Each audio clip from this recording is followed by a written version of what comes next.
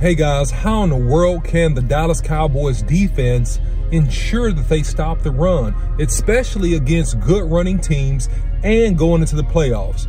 That's what I want to talk about in this video. But before I get into the several concepts I have for you guys and I want to explain to you in this video, don't forget to subscribe, like, and comment. Follow Boss Cowboy Sports on YouTube, Instagram, Facebook, and Twitter. You can follow me, the OC100, on Twitter.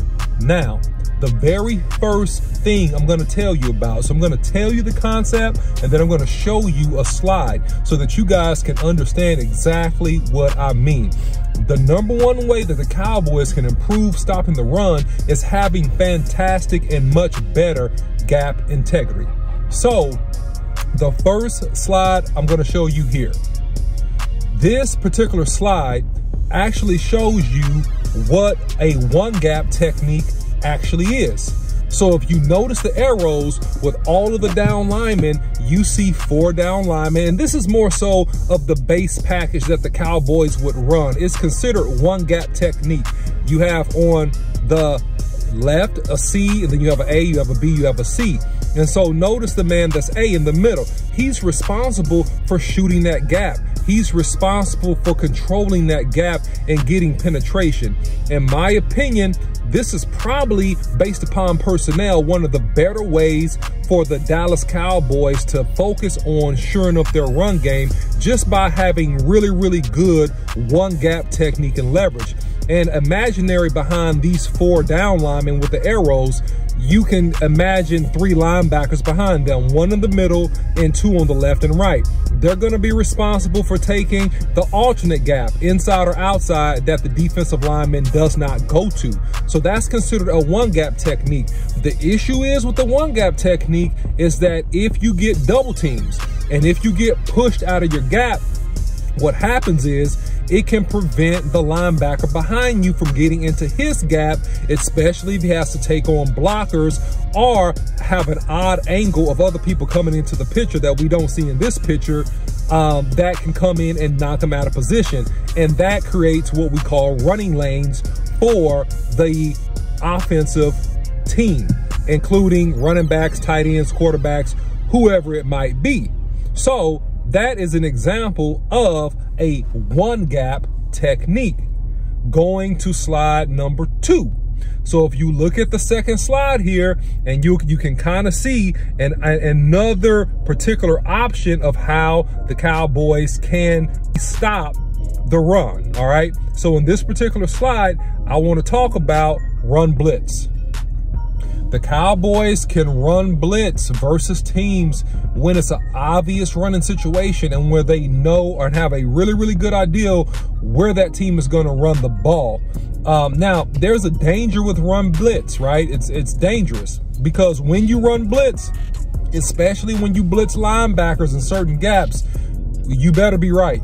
Because if you're not right, you leave your back end, your secondary, extremely susceptible to hot routes, to flares, to quick slants, to a myriad of things where it's a catch and run type situation. Or if they check out of a play and they recognize your blitz and you don't disguise it, they can go the opposite way and burn you on a blitz. Offensively speaking, this is called having blitz beaters.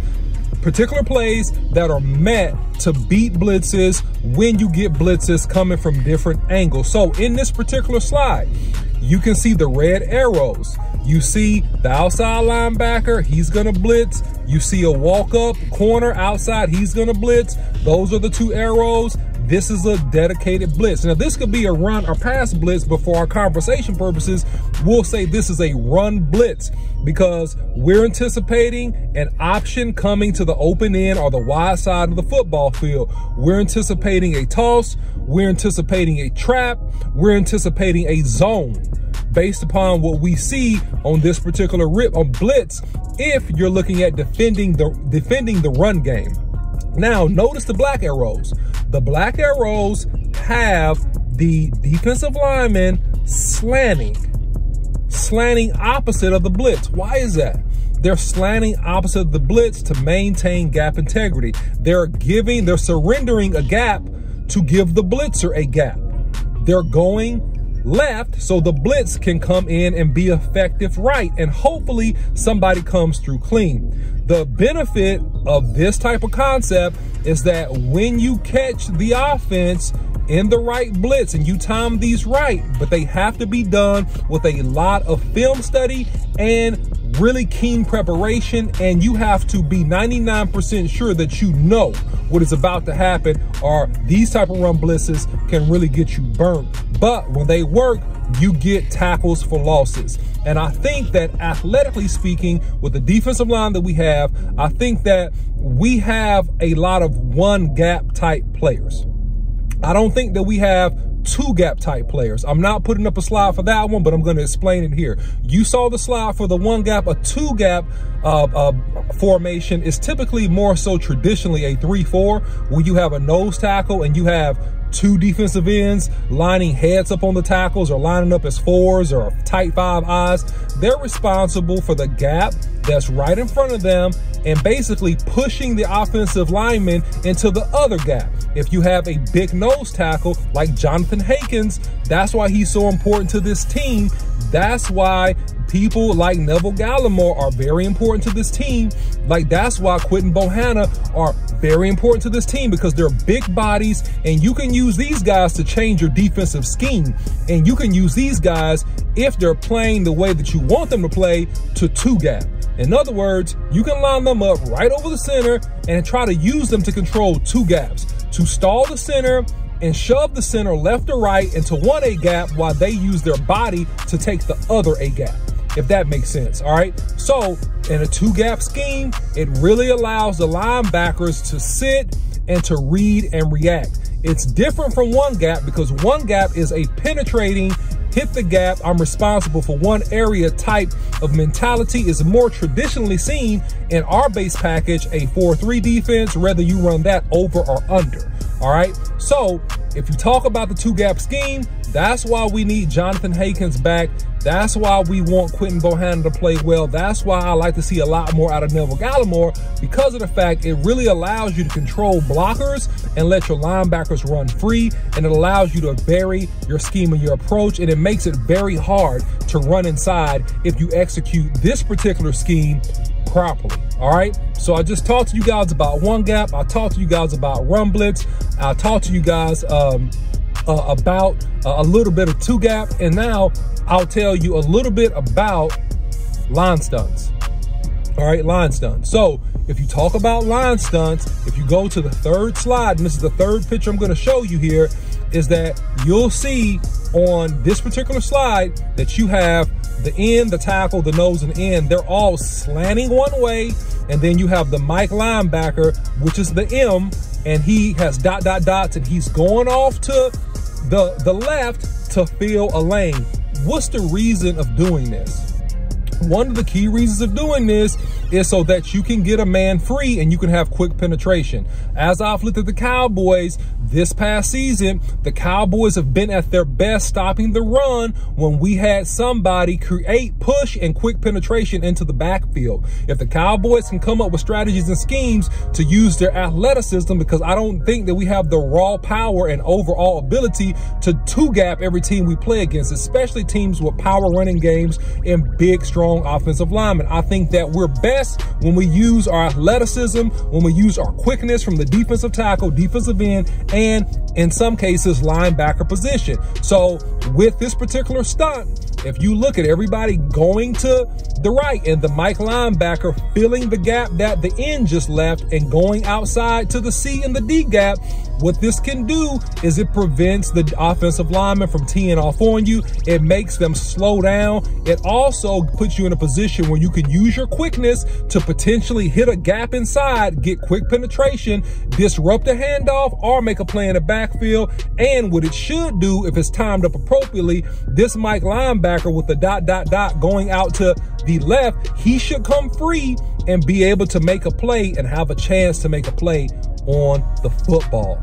All right, guys. So very, very last thing that I want to show you guys. All right. And so this is a twisting stunt again, showing you some variations of twists that I think can be very, very effective. The first one at the top, you have the 2 tackles, right? Nobody is lined up over the center, right? It's an illusion to the center to give him a directional call going left or right, thinking that he can go up clean to the linebacker, but it's a disguise because we're going to twist the tackle from the right and the tackle from the left down into the A gap. So if he free releases up to the middle linebacker, in this scenario, you should have one of these tackles come free and create havoc in the backfield. Also, another disguise is to not line up a tackle over the center, but to have the 2 tackles over the guard. And this is the number 2 example you see on this particular last slide, the 4th one. And so you're going to see the Mike linebacker arrow going to the A gap, left or right. He can shoot it.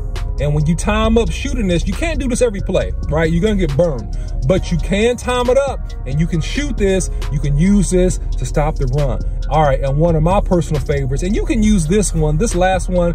A lot of teams use this one in pass pro, but I think that you definitely can be effective at using this, especially if you have an overload or you have somebody coming down for a chip.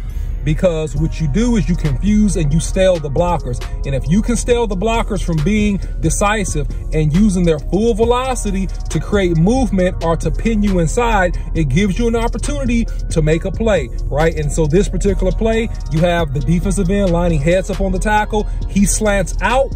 All right, and the will linebacker that you think, right, based on his alignment, that he would shoot in from the outside. Oh, no, he's not shooting in from the outside. He's replacing that defensive end that lined up heads up, and he's going to loop right inside of that tackle, thus trying to create havoc and create openings and a free body and quick penetration to blow up and slow down and stop run plays. All right, guys, so that's my thoughts, guys, about 4 or so things that we can do, and you can use variations of these concepts to use in our base packages, use in our sub and under packages to slow down and more effectively stop the run. So I think Dan Quinn is going to have to really mix and match some of these concepts, and if he's able to effectively do this, then I'm telling you, you are going to see an uptake and an increase in our ability to slow down and stop the run versus good teams in the playoffs and in the next couple of weeks. So drop your comments below. Let me know if you agree with the OC.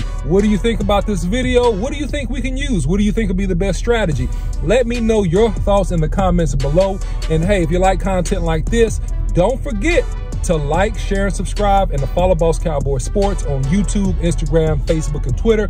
You can follow me, the OC100, on Twitter. And until next time, see you.